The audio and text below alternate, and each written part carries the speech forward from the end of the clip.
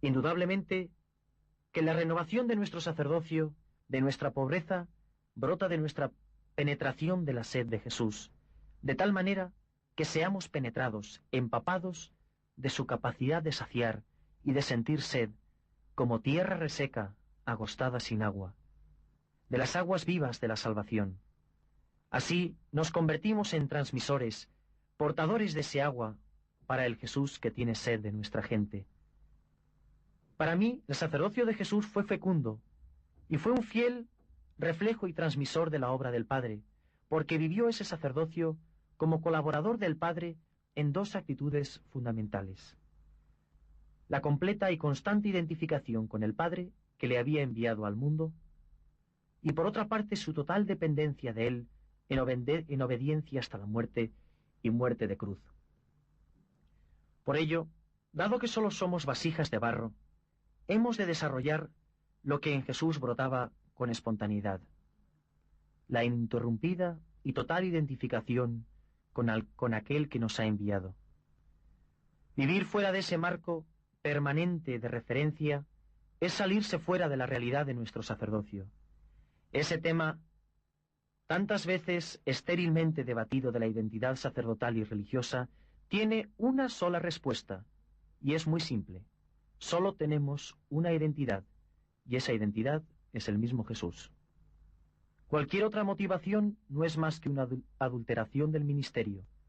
Vivir con Jesús es el dato más característico de los 12 apóstoles. Indudablemente, el Espíritu del Señor está sobre nosotros para hacernos partícipes de la misma misión y consagración de Jesús. La imposición de manos es el comienzo de nuestra vida, de nuestro vaciamiento. Por eso la pobreza es tan importante para la vida del sacerdote. Jesús en la cruz no tenía nada.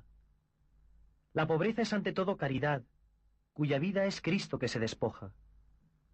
La pobreza para el sacerdote es muy sencilla, y la pobreza material es esencial para poder manifestar que se está lleno de Cristo, que nos fiamos totalmente de nuestro Padre. Jesús lo podía haber tenido todo. Sin embargo, escogió no tener nada. Nuestro Señor no tenía dónde reclinar la cabeza.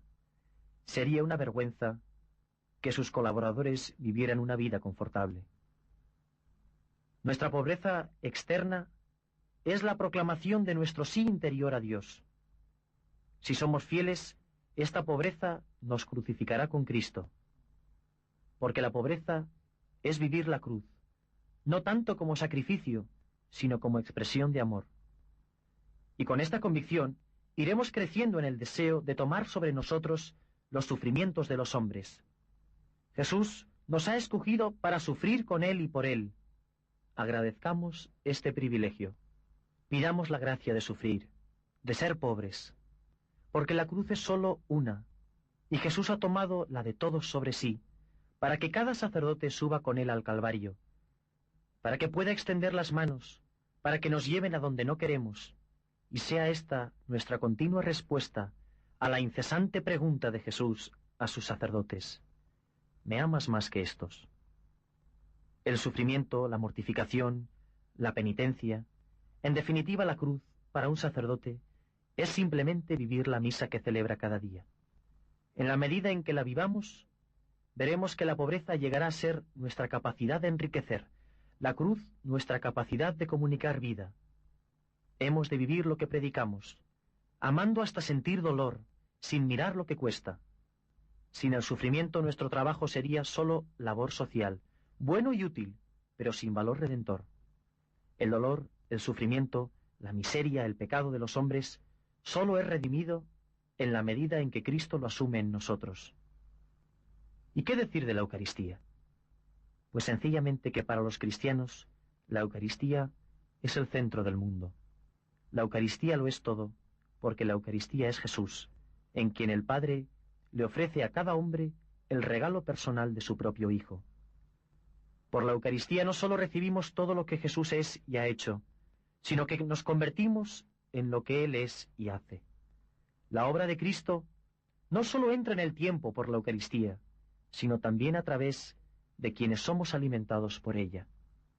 Nos convertimos en una viva prolongación de la Eucaristía que alimenta nuestra caridad.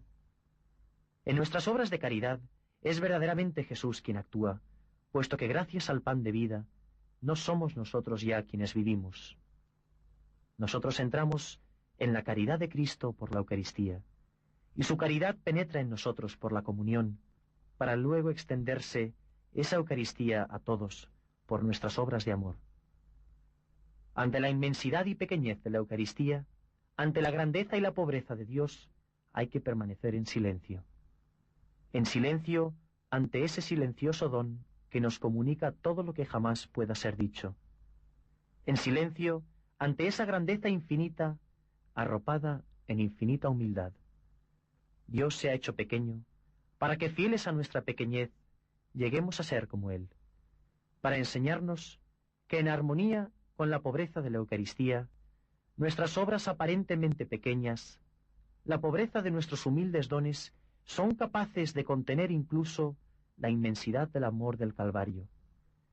El corazón del Altísimo puede ocultarse tras de ellos como tras del pan eucarístico. Precisamente por la pequeñez de la Eucaristía, su grandeza puede ser reflejada en los actos más pequeños y en los momentos más insignificantes. Puede ser al mismo tiempo el centro del mundo, el centro de nuestras vidas y el centro de nuestros actos más pequeños. Cuanto más grande sea nuestra fe, más grande será nuestra hambre, y cuanta más hambre tengamos del Señor, bajo esta humilde apariencia de la Eucaristía, más podremos contener nosotros a ese mismo Señor bajo la humilde apariencia de nuestra vida cotidiana. Si nos vamos configurando con Él, nos convertimos en lo que celebramos. En la vida de cada uno, Jesús se convierte en el pan de vida para ser comido, para ser consumido por los demás. Al contemplar a Jesús en la pobreza extrema de la Eucaristía, vamos siendo capaces de reconocerle mejor en la pobreza de los que nos rodean, de comprender con los discípulos de Maús la conexión, la unidad que hay entre el pan que se rompe en la Eucaristía y los sufrimientos de su cuerpo que se rompe en el Calvario. En esos momentos de íntima contemplación, también nuestros corazones arden, de modo que podamos exclamar: «Quédate con nosotros». Y Él responde a esa oración de una manera ilimitada y maravillosa. Desaparece de la vista para hacerse presente entre nosotros en los signos que le manifiestan, su sed y su pasión: la Eucaristía, los pobres, los que sufren. Los dos son misteriosamente una sola cosa. Los dos son el único Jesús. Los pobres y los que sufren viven la pasión de Jesús que nosotros celebramos. Y si Jesús prolonga su pasión en los pobres, también en ellos prolonga su Eucaristía, uniendo así en nuestras vidas lo que Jesús ya ha unido, el sacerdocio y los pobres. Juntas ambas realidades llegan a ser una sola Eucaristía, un solo Jesús. Si Jesús dice: «Esto es mi cuerpo», hablando de la Eucaristía, de toda manifestación de pobreza, hemos de decir lo mismo. Hemos de crear esa unidad dentro de nosotros. El sacerdote necesita a los pobres, y los pobres necesitan al sacerdote. Si vivimos el misterio que contemplamos, y contemplamos el misterio que celebramos, iremos descubriendo, cada vez de un modo nuevo, que la Eucaristía es verdaderamente el centro, que la Eucaristía lo es verdaderamente todo, porque la Eucaristía es Jesús entre nosotros, dador del Espíritu Santo, el que sacia la sed de quienes tienen sed de nosotros, y fuente viva de nuestra unción y renovación sacerdotal. Ahora bien, el hecho de que la Eucaristía sea el centro, ¿no está esto contrapuesto con la importancia de nuestra oración personal y nuestro servir a los demás? Porque la Eucaristía las contiene y las abarca a las dos. Orar y servir son los dos polos de la vida eucarística, por la cual nosotros mismos, en Jesús, nos hacemos ofrenda para Dios y para los hombres. La expansión consciente de nuestro corazón en la Eucaristía es la oración. La expansión exterior de esa misma Eucaristía es nuestro servicio hacia los demás. En la práctica, las dos son una sola cosa. La oración se hace nuestro servicio como alabanza e intercesión en favor de los hombres. Y este servicio se hace oración cuando vemos y tocamos a Dios en los hombres, pero sirviendo siempre en clima de oración. La primacía siempre es de la oración. Porque la oración no es algo que hacemos nosotros, es algo en lo que somos introducidos. Desde el momento mismo de nuestro bautismo, el Espíritu de Jesús clama silenciosamente, sin cesar, dentro de nosotros. Abba, Padre. Es Jesús quien ora continuamente en nosotros. En realidad, solo hay una oración, el mismo Jesús. No se trata tanto de forzar nuestra propia oración, cuanto de penetrar en la suya, de penetrar en Él, que prolonga su Eucaristía en el sagrario de nuestra vida. Nosotros somos la casa de Dios, somos su casa de oración. Como sacerdotes, lo único que tenemos que hacer es quitar la piedra del sepulcro que sofoca y ahoga la oración del Espíritu dentro de nosotros para que resucite con el resucitado. La adoración de la Sagrada Eucaristía es indispensable para entrar en contacto con la fuente de nuestro sacerdocio.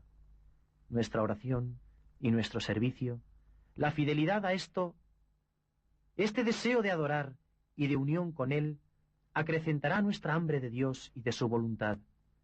Cuanta más hambre tengamos, más seremos saciados, y cuanto más seamos saciados, más hambre tendremos. Este hambre es el que eleva nuestra sensibilidad, nuestra conciencia de la presencia de Dios en lo más profundo de nuestro ser, y ello nos mueve a querer encontrarnos con Él en un nivel más profundo de oración. Tenemos que negarnos a contentarnos con una oración superficial que jamás va a poder satisfacer ni cambiar nuestra vida. La oración profunda es nuestro contacto con la eternidad. Aumenta nuestro deseo de una plenitud que no se puede alcanzar aquí abajo. La oración es el misterioso comienzo de la eternidad. Como sacerdotes, hemos de darnos totalmente en la oración para preferir a Jesús antes que a cualquier otra cosa en este mundo. Solo los pobres de corazón pueden preferir a Jesús a todo lo demás. Para nosotros sacerdotes, la pobreza del corazón en la oración es el silencio, silencio de deseos, silencio de palabras. Somos escogidos para proclamar a Cristo, pero no podemos hacerlo si nuestro corazón no está lleno de Dios. Las almas de oración son almas de profundo silencio. A través de la oración, Jesús nos identifica totalmente con Él. No podemos solo darle a la gente nuestro trabajo, sino también la oración de la que es expresión ese trabajo. Hemos de enseñar a orar a todos, para que podamos saborear la palabra que ha crecido por nuestra predicación y han recibido por nuestra Eucaristía, y por supuesto, para enseñarles a experimentar lo que es la oración, nosotros mismos hemos de tener experiencia de lo que es orar. Nuestras gentes deben poder ver y sentir que somos hombres de oración, para que puedan sentirse movidos a clamar como los discípulos. Enséñanos a orar. Al igual que Jesús sintió la necesidad de pasar noches enteras en silenciosa comunión con el Padre, también nosotros hemos de buscar tiempo abundante. Y lo mismo que Jesús, hemos de ser fieles a esa oración, experimentándola no como una obligación, sino como un don. Amad la oración, sentid con frecuencia la necesidad de orar. Y un consejo de un sacerdote novato: si queréis orar mejor, orad más. Al adentrarnos en la oración, descubrimos que el Señor habita en la Eucaristía y en la pobreza de nuestro corazón. La oración lo es todo, porque la Eucaristía lo es todo. La oración es el vínculo entre la Eucaristía y nuestro trabajo. La oración es la prueba de que la Eucaristía es el centro de nuestra vida. Al igual que Jesús estaba tan unido al Padre, que era su resplandor y su imagen, de igual modo, por nuestra unión con Jesús, nos convertimos en su imagen, en su irradiación, en una transparencia de Cristo, para que los que nos vean, solo vean a Jesús. La gente no busca nuestros talentos, sino a Dios en nosotros. Lo que esos griegos del Evangelio le pedían a los discípulos es lo que nos pide el mundo a nosotros. Queremos ver a Jesús. Nos piden que solo demos a Jesús, atrayéndole siempre a Dios y nunca a nosotros. Cuidado con que la gente responda en apariencia a Cristo por simpatía humana al sacerdote. La gente espera, y con toda razón, encontrar a Cristo en nosotros. Esperan descubrir en nosotros ese sentido de Dios a quien hemos de hacer más cercano y más tangible. Como sacerdotes, seamos uno con Jesús, dando solo a Jesús, dejando que la gente solo vea a Jesús en nosotros. Esto es lo que significa irradiar a Cristo. De nosotros, como colaboradores, se espera que dejemos que Cristo viva su vida y la irradie en nosotros y a través nuestro. Nuestro trabajo sirve solo para dar a Cristo, que sea su fragancia y no la nuestra, que la gente cuando nos vea, solo vea a Cristo crucificado. Él quiere vivir su vida en nosotros. Jesús deseó y oró para ser glorificado en los apóstoles, y por lo tanto, también en nosotros. Por lo tanto, nuestra misión es ser la gloria del resucitado, es ser la alegría de Dios. Al igual que Cristo es la manifestación del Padre, nosotros somos manifestación de Cristo, que en verdad, al igual que el que ve a Cristo, ve al Padre, el que nos vea, solo se encuentre a Jesús en nosotros. Imágenes del Cristo glorioso e invisible que nos ha enviado. Pensad que como sacerdotes, cada vez que tomáis el cuerpo del Señor en vuestras manos, sois el Padre eterno que vuelve a entregar a su único Hijo para la salvación del mundo. Soy consciente de que aparentemente puede parecer que estas palabras solo van dirigidas a los sacerdotes. No es cierto. Estas sencillas reflexiones, esta oración en voz alta, vale para todo cristiano, para todo hombre, mujer, sacerdote, religiosa, madre de familia, estudiante, enfermo, ateo, religiosas de clausura, para todos. ¿Por qué? Sencillamente porque todos, absolutamente todos, tenemos hambre y sed de alegría, de paz, de confianza, de perdón, de gracia, de ser santos. Y eso nos lo quiere dar el Padre Eterno a través de cada sacerdote. Amad a vuestros sacerdotes, no les critiquéis ni les juzguéis. Ayudadles con vuestra oración, vuestros sacrificios. Buscad en ellos solo a Jesús. Ved en ellos el corazón de Cristo traspasado, de amor a Dios Trinidad y a todos los hermanos. Para terminar, os invito a rezar una oración por todos los sacerdotes del mundo, por los que se preparan para serlo y por los que aún no han respondido a su llamada. Arrodillémonos delante de Jesucristo, expuesto en el Santísimo Sacramento, y que sea Él el único testigo, el mudo huésped de esta oración silenciosa y callada. Padre, me has amado más allá de todo lo imaginable. Me has comunicado todo lo que tienes y eres. Yo ahora me entrego y abandono por entero a ti, confiando tan solo en tu poderoso amor de Padre. Me has atraído hacia ti como hijo tuyo, y yo, con alegría, vengo ante ti. Me ofrezco con todo mi amor por completo a ti, ofreciéndote también a todos aquellos a quienes has confiado a mi ministerio. Padre, envía tu Espíritu sobre nosotros, especialmente sobre aquellos de entre mi gente que hoy más te necesitan. Sea yo el conducto de tu tierna compasión por ellos, sea yo para ellos tu caricia paternal. Jesús, mi Salvador y Señor, que has muerto por mis pecados y me has llamado para continuar tu sacerdocio. Te doy gracias por ello y por tus innumerables dones. Te alabo por haber obrado de una forma tan definitiva en mis gentes. Abro ante ti las puertas de mi corazón y las de este día. Te pido hoy que tomes posesión de mi vida más plenamente, que actúes a través mío y que vivas tu vida en mí de tal forma que todo mi obrar siempre pueda ser un reflejo, una manifestación de ti. Tú, por tu sacerdocio, has estado sediento de mí.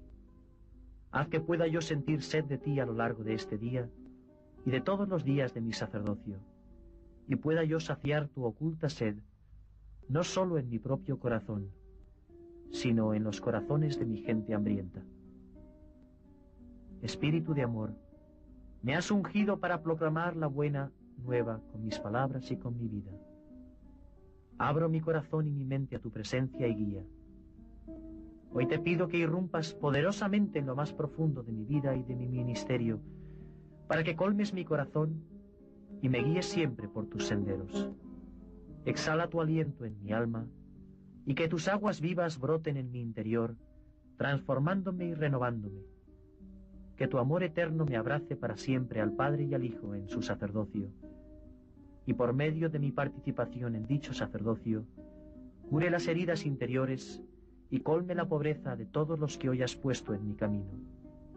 Guarda solo para ti mi corazón y el de ellos, a lo largo de esta vida y en la que ha de venir. Amén.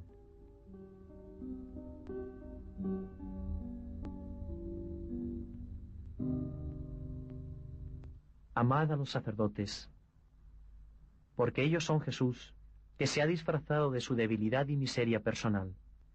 Venerad en ellos la santidad y la majestad del Dios eterno. Ved en ellos la imagen viva de Cristo resucitado, comunicador del Espíritu Santo. Ved en ellos los hijos más predilectos, más tiernamente amados por nuestra Madre la Virgen. Ved en ellos los heraldos de la Iglesia peregrina. Ved en ellos sencillamente a Jesús.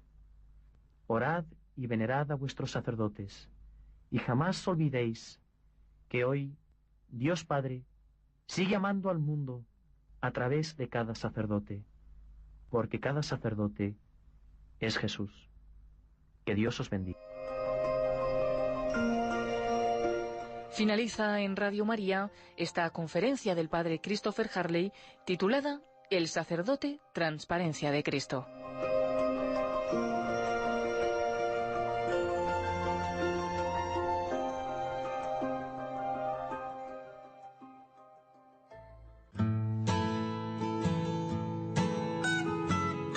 El Papa Francisco nos enseña que la misericordia de Dios transforma el corazón del hombre, haciéndole experimentar un amor fiel.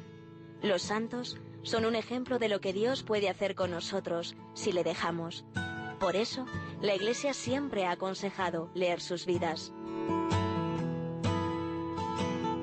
En Radio María, el equipo de voluntarios de Castellón lleva varios años ofreciéndonos, en su programa Camino de Santidad, unas preciosas síntesis de las vidas de muchos hombres y mujeres de carne y hueso, que han seguido a Cristo en todos los estados de vida.